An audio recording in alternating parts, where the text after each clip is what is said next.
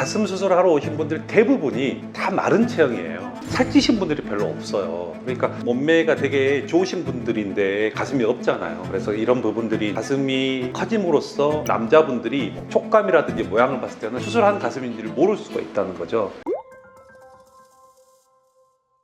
안녕하세요. 인스타 성형외과 김명철 원장입니다. 네, 안녕하세요. 원장님, 제가 궁금한 게 생겼는데 원장님은 지금까지 가슴 수술을 몇 번 정도 집도하셨나요? 대략적으로 4,000명 이상인 것 같아요. 4,000명이요? 네. 진짜 많네요. 많이 할 때는 한 달에 70명도 넘게 했거든요.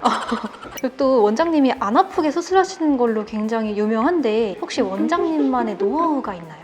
제일 중요한 건 정상적인 조직을 손상을 안 시키는 게 제일 중요하죠. 실제로 우리가 박리를 할 때 근육 아래, 이중평면, 근막 아래 이 세 가지를 일반적으로 많이 사용을 하거든요. 그 평면을 사용할 때 정확히 그 평면에서 수술이 진행되고 출혈이 없으면서 정상적인 조직이 손상 안 되고 신경이 다치지 않는다면 당연히 통증이 없을 거고요. 그렇기 때문에 아마 다른 분들에 비해서 통증이 없다라고 우리 환자분들이 느끼지 않냐라고 저는 생각합니다. 그리고 아마 이 영상을 보시는 분들은 가슴 수술에 관심 있으신 분들일 것 같아요. 그래서 가슴 수술 전문의로서 여자 가슴 수술에 장점이 있다면 몇 가지로 좀 말씀 가능하실까요?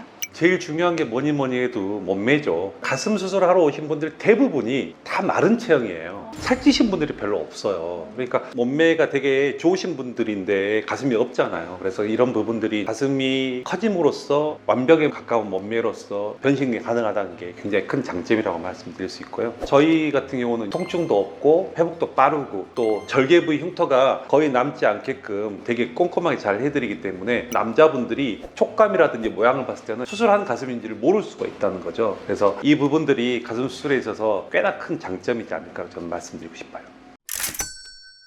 가슴 수술을 하실 때 들어가는 보형물이 굉장히 다양하다고 알고 있거든요. 자신에게 가장 잘 맞는 보형물은 어떻게 알 수 있을까요?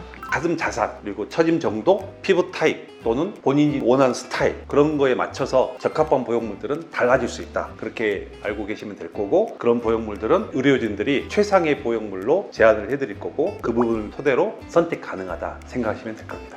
마른 사람에서는 스무스 보형물하고 서브리미트 LS 보형물이 적합하다고 말씀드릴 수 있고요. 처진 사람에는 모티바하고 세빈 인테그리티 굉장히 믿음이 가는데 그렇다면 원장님께서 아까 4,000건 더 수술을 했다고 하셨잖아요. 그럼 남성분들이 선호하는 보형물 그리고 여성분들이 선호하는 보형물이 좀 차이가 있나요? 남성분들은 촉감을 되게 많이 생각을 하는 것 같아요. 촉감에서 불만족스러워버리면 일단 수술한 티가 나버리고요. 인위적인 느낌이 나버리기 때문에 그래서 그런 부분들을 많이 생각하는 것 같고 여성분들은 모양도 포기를 못하는 것 같아요. 그래서 윗블룩을 요즘에 선호 많이 하고요. 왜냐면 옷을 입었을 때 위에 가슴이 꺼져 보이거나 없어 보이는 느낌에 대해서는 불만족을 많이 하는 것 같아요. 그래서 그런 부분들이 어느 정도 강조되는 보형물도 요즘에 많이 선호하는 것 같고 일단은 요즘에는 어떤 보형물의 종류도 종류지만 사이즈에 엄청 많이 매달리는 것 같아요. 요즘엔 C컵이 아니에요. 거의 풀 C컵, D컵, 뭐 E컵, 심지어는 뭐 F컵 이상까지 되게 큰 사이즈를 선호하는 것 같아요. 그래서 젊은 여성들 같은 경우에는 내가 넣을 수 있는 최대 사이즈 이런 분들도 있고 그런 경우가 꽤 많은 것 같아요. 과거에 비해서는.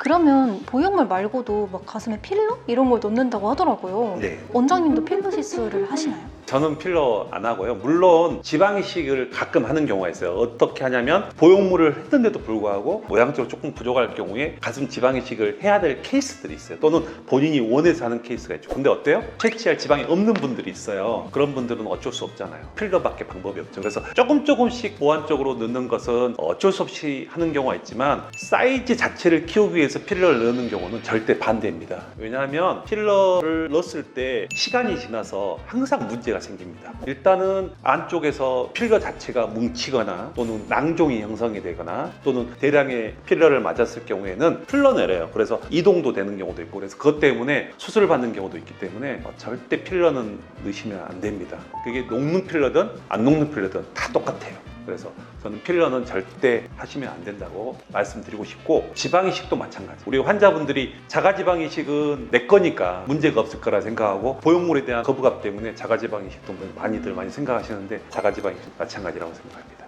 진짜 신중하게 선택을 해야겠네요. 그리고 제가 예전에 뉴스에서 이런 걸 본 적이 있는데 그 가슴 수술한 산모님의 보형물이 터져가지고 모유에 실리콘이 섞여 나왔다. 그걸 아이가 먹었다. 이걸 본 적이 있거든요. 네, 아주 오래된 얘기죠. 그 보형물이 진짜 그때 왜 터진 건지 그리고 지금은 안전한지 이게 좀 궁금합니다. 스무스 보형물이었고요. 초창기에 2007년도, 8년도에 우리나라에 이제 스무스 보형물이 들어왔을 때입니다. 그 환자분이 수술을 했는데 아마도 보형물 파열됐는지 확인도 안 하고 원래는 최소 1년에 한 번씩은 초음파를 보셔야 되거든요.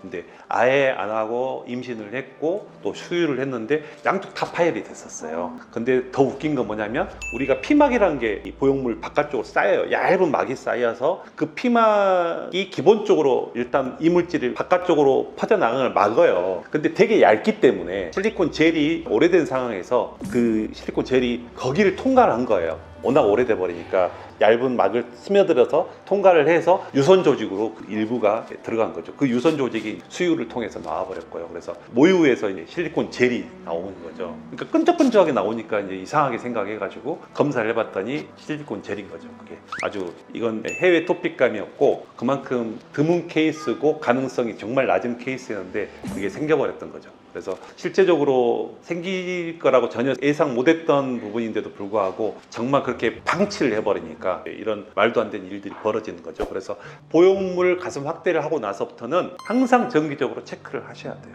특히 파열 여부에 대해서 보셔야 되고 안에 뭐 물이 찼거나 또는 피가 찼거나 염증이 와 있거나 구용구축이 있거나 이런 부분들에 대해서 정기적으로 체크를 받아야 되고 그렇게 돼야지만이 이런 말도 안 되는 일들이 안 벌어질 수 있다고 저는 말씀드릴 수 있을 것 같아요. 지금은 정말 안전하다라고 이해를 하면 될까요? 당연하고 또 그렇게 된다는 것은 정말 벌어지기 힘든 일이죠. 그러면 마지막으로 좀 궁금한 게 있는데 남성분들이 가장 좋아하는 가슴 사이즈는 몇 컵 정도인지 좀 궁금해요. 그러해도 이 부분에 대해서는 저희가 말씀드리려고 했기 때문에 사이즈에 대한 부분에 대해서는 다음 영상에 말씀드릴 수 있도록 하겠습니다. 이번 영상이 도움이 되셨다면 주위 분들에게 많은 공유 부탁드리고요. 시청해 주셔서 감사드립니다. 감사합니다.